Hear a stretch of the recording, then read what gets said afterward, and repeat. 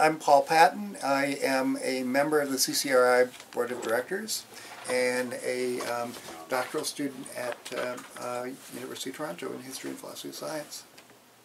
What are you? I'm a doctoral student in the History and Philosophy of Science. I think this could be useful to CCRI. Every student needs a computer and needs a computer that works. And especially if we're trying to serve like students that don't necessarily have a lot of money, this is a very useful, potentially very useful endeavor. It's useful when people who know a lot about computers come to help us, yes. I built my own computer and I had to learn how to do it from people that showed me how to do it. And it's probably something that everybody should know rather than having to buy a computer all put together. They can buy the pieces and put it together, and it's a lot cheaper. And that's something a skill that should be taught here, I think, and that could be very useful to people who need an inexpensive. Another possible thing that we might think about is things like other electronic systems or security systems or all sorts of things that you can think of that might be useful to the co-op. How about co-op software too? Co-op software, yes, and introduce the cooperative community to another useful thing, which which is Linux and open source software, free software. Don't you have something like this already at the university? Not that I know of. No. It might be because they're too busy with their studies or their careers, but a key thing is that students that are lower income everybody needs a computer today, and if they can learn the skills to have one more cheaply, that would be useful. What do you think about Dave? I just met him today. He seems very skilled with computers. I think he's could be a big resource to CCRI.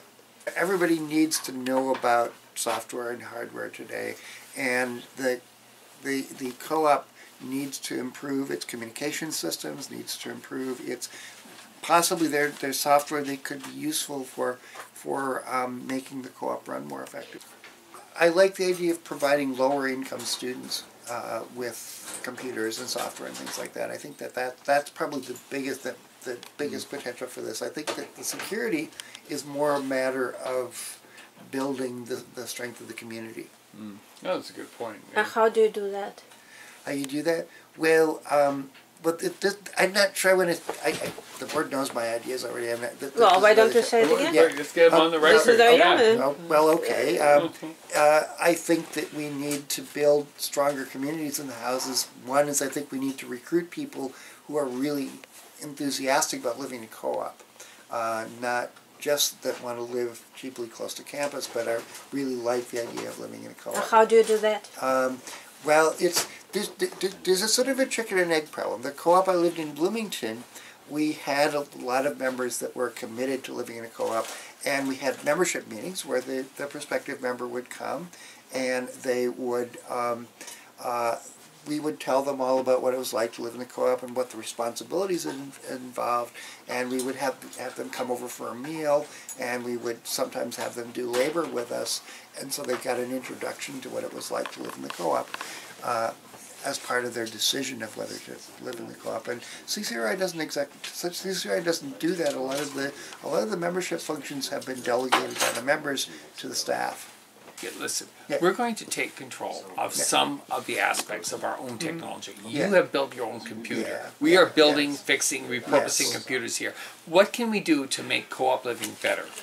I think that we should make sure that every student in the co-op has a good functioning computer so they can do their studies. Absolutely. Second, I think we need to think about our electronic communication systems, that houses all should have an email list.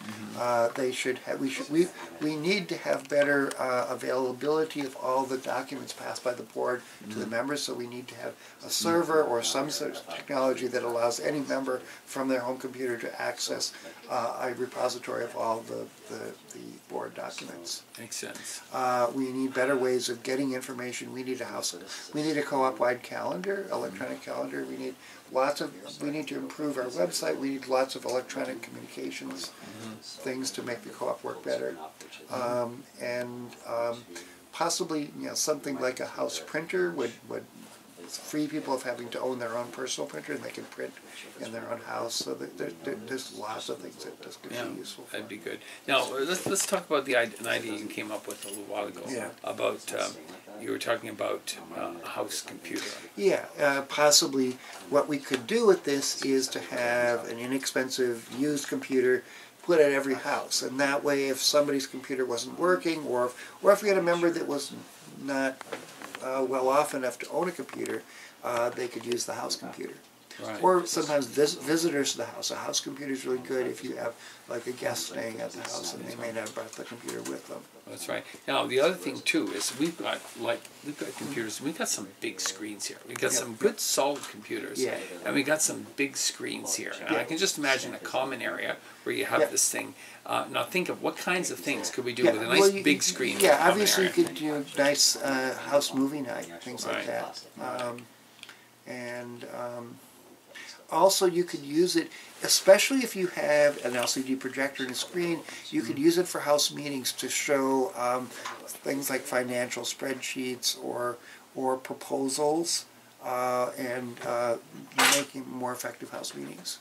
Mm-hmm. Yeah. This is what we did in Bloomington when we had our co-op-wide meetings at Middle-earth Co-op. They had an LCD projector and a screen which we could use to facilitate our meetings. So how many house computers should we have at Campus Co-op? Well, if we had one for every house, that would be 24 of them.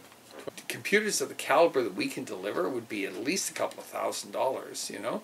And but you can deliver them without the $1,000, right? We can deliver them practically for nothing. All we have to do is keep the lights on. That's important. And we need maybe some cables and spare parts. Yeah. And that's about it.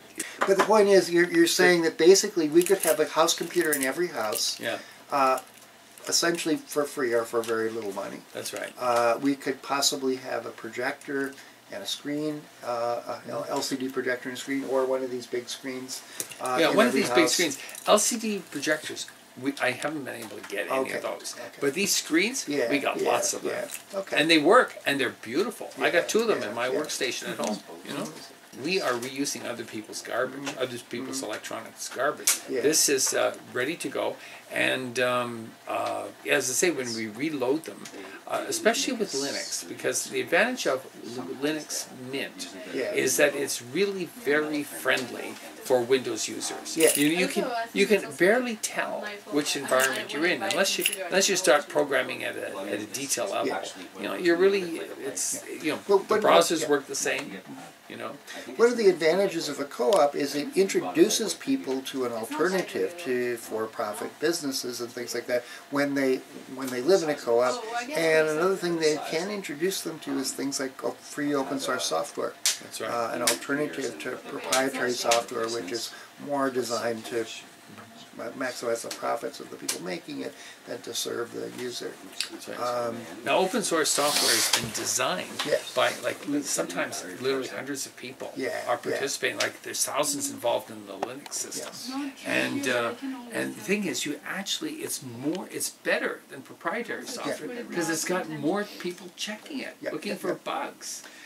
So, and this is an educational opportunity to introduce co-op members to this whole other way of doing their. And if you were to ask me, if we look at the growth of open source software compared to proprietary software, now I'm not sure if the trend is visible yet, but it could be that open source software will overtake proprietary software. To me, it looks very possible. And what do we have?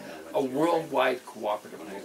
And think of how much power the technology companies like Microsoft exercises in our society, and that if we could break that power and free up people to use something like the Linux operating system, an open source operating system. Operating systems are sort of natural monopolies, and if you're going to have a natural monopoly, you don't want it to be proprietary and closed. And and highly profitable to a few at the expense of the rest of us. Well, I think you really hit the nail on the head. Actually, an operating system is a form of monopoly. Yeah. Because, unless you work with them and play their game, then you don't get to play. You don't get to run on these platforms. And with Linux, Linux is an operating system where the rules are made to work for everybody who's willing to contribute. And this is the key to what co-ops are about. Co-ops are about looking for alternatives, looking for better ways to live. And this is a better way to do our electronics. And the thing I like about, what I was going to say is I think the software movement in general, now Linux is the sort of centerpiece, but there's all the rest of it that goes with it. And the software movement really has some, the co-op has some lessons they can learn from the software movement. I mean, the co-op movement started earlier, but the software movement has moved along fast.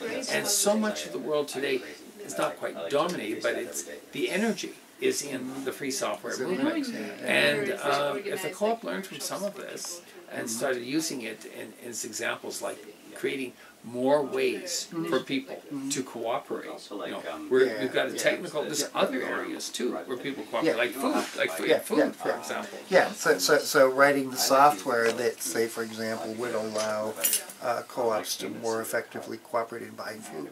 Yeah, in buying food and in running the chores and running all the things. I mean, let's face it, co-ops don't always work. Sometimes they have problems. But the problem, I think, is often just lack of information. Who didn't do their dishes last night? And I mean, if we had that information as to who didn't do the dishes, then we'd have no problem. We'd have fewer problems assigning responsibility for tasks that need to be done. Anything else? Well, let's get to work and building 24-house computers. Yeah. I love the idea. That's such a great idea. Thank you so much for thinking of it. Yeah, thank you, Paul. Thank you.